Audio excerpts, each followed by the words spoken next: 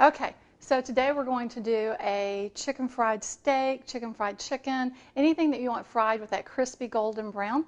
We're going to use, this is about a cup of the Laura's gluten-free flour mix, and we're going to use eggs. Now, you don't have to use eggs. You could use buttermilk, but a lot of people are dairy intolerant, so we're going to use eggs. But if you also can't do eggs, you could do something else. A little bit of oil, a little bit of salad dressing with an oil in it would be a nice, just something wet that's going to help this flour hold on to your meat product. And this is another great recipe that I'm going to tell you how I do it, but you can make it your own. All we're going to do is start out with a basic flour mix.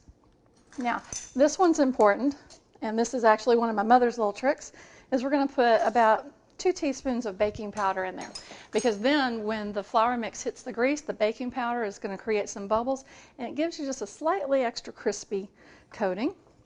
Another way to get a little extra crispy on there is you could put about a 1/4 cup of cornmeal in here, and it's going to get your product a little bit crispier. And then we're going to have our egg mixture.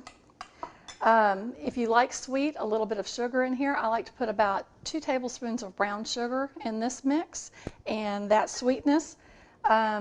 If you had a little bit of spaghetti sauce left over from the day before, that tomato and the seasonings from the spaghetti sauce mixed in with the eggs is going to be a really nice texture, flavor on this chicken.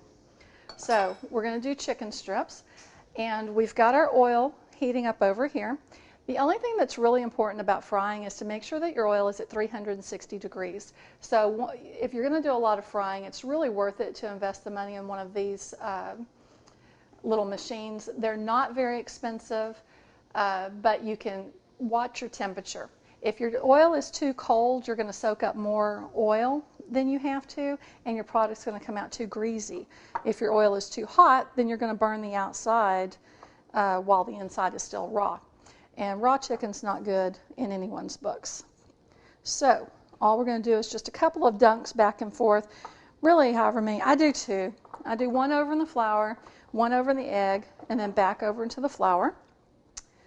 And do count on getting your hands dirty in this. And then we've got a nice mixture, and we've put a little salt and pepper in there, and we're going to drop that in there and let that fry up. So this is good for chicken.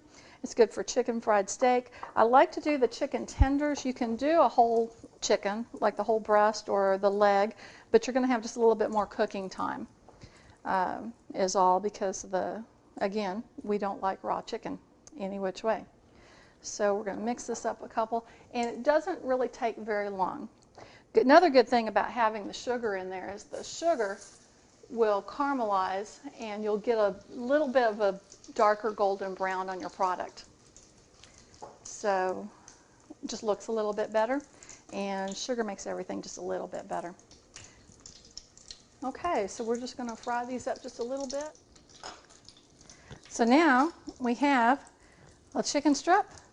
It's got the nice, crispy, crunchy, beautiful golden brown, well cooked inside, and delicious. So, thank you.